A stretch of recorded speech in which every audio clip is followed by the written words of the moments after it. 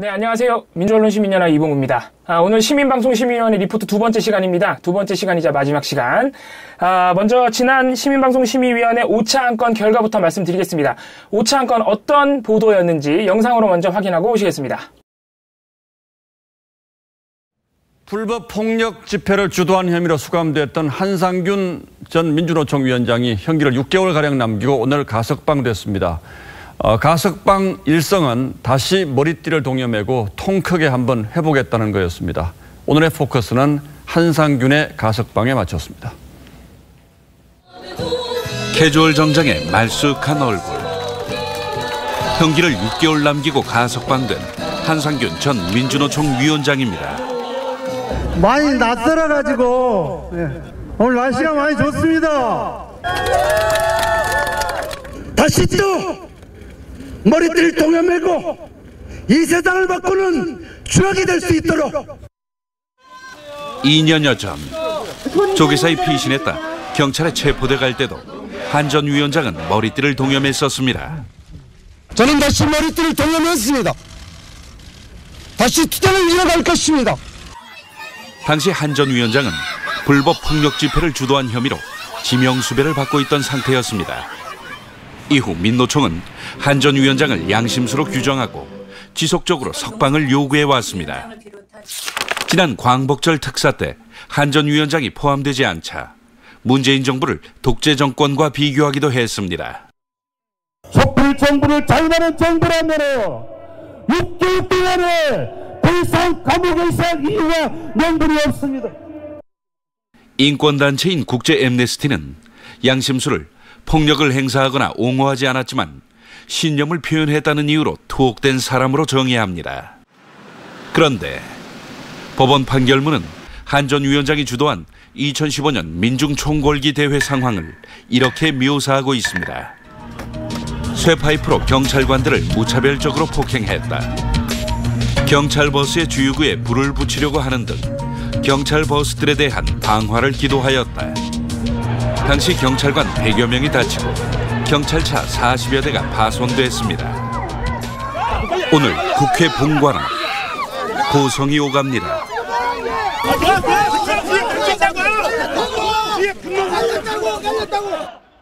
매년 받는 상여금을 최저임금 범위에 넣을 것인지를 놓고 국회 환경노동위원회가 논의에 들어가자 민노총이 국회 경내까지 진입해 기습 시위를 벌인 겁니다. 급기야 국회 직원 한 명이 다쳤고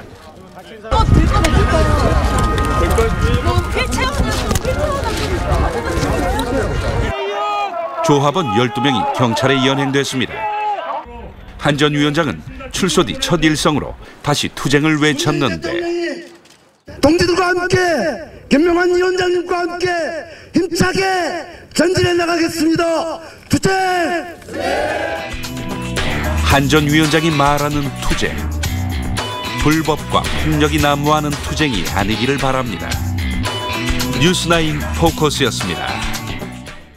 네, 보시다시피 지난 5차 안건은 TV조선 뉴스9 5월 21일 보도 다시 머리띠 매겠다 돌아온 한상균이라는 보도였습니다. 이날 가석방된 한상균 전 민주노총 위원장에 대해서 TV조선이 강력하게 비판한 보도였는데요. 요약하자면은 양심수가 아니다. 불법 폭력 집회 시위 주도자다. 이런 내용의 보도였습니다. 이 보도에 대해서 시민들은 어떤 의견을 내렸는지 한번 보겠습니다.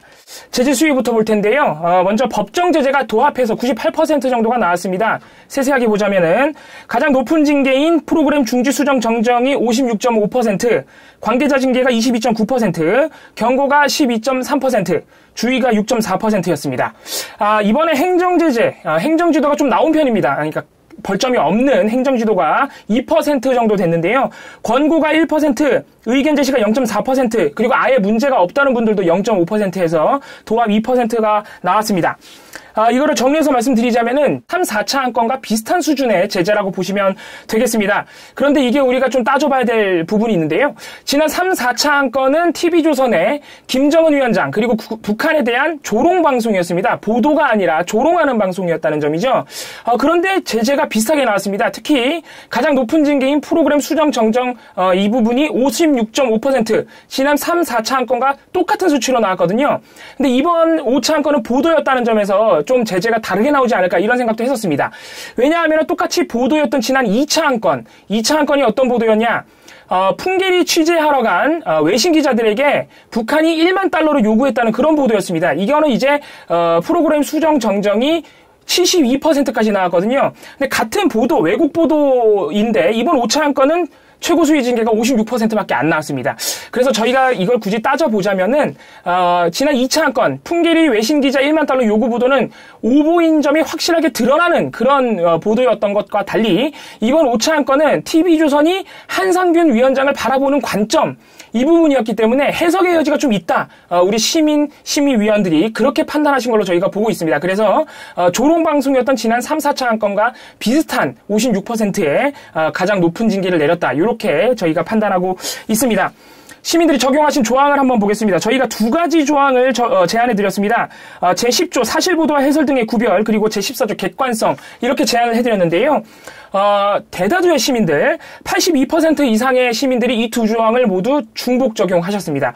그래서 이 제10조 사실보도와 해설 등의 구별은 보도를 할 때 이게 방송사, 언론사의 해설인지, 방송사의 생각인지, 사실보도인지 명확하게 구분을 해달라. 이런 조항이고요. 제14조 객관성은 말 그대로 뻥치지 말고 객관적으로 보도하라는 그런 내용입니다. 많은 시민들이 이 두 조항을 모두 위반했다고 보신 건데요. 저희가 눈여겨봐야 될 점은 역시 시민들의 소수 의견입니다.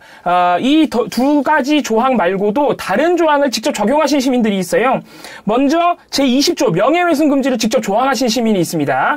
이 명예훼손 금지 조항은 말 그대로 명예훼손을 하지 말라는 건데 이 시민은 한상균 전 위원장에 대한 명예훼손이라고 보신 거예요. 이 TV조선의 보도가 그런 조항 적용하셨고 또 한 시민은 TV조선의 이 보도가 헌법에 명시된 노동권 그리고 집회의 자유를 침해한 헌법 부정 보도이다. 이런 의견도 내려주셨습니다. 이거는 굳이 저희가 심의 조항을 따져보자면은 제7조 방송의 공적 책임 여기에 어떤 내용이 있느냐? 방송은 인간의 존엄 가치 이런 것들을 존중해야 하고 헌법의 민주적 기본주의 시설을 유지해야 한다. 이런 조항이 있습니다. 또 하나 제29조의 2 헌법의 민주적 기본질서에도 방송은 헌법의 민주적 기본질서를 지켜야 한다. 이런 내용이 있거든요. 그래서 우리 시민의 이 의견은 이 두 가지 조항 제7조와 29조의 2를 직접 적용한 것으로 볼 수 있겠습니다.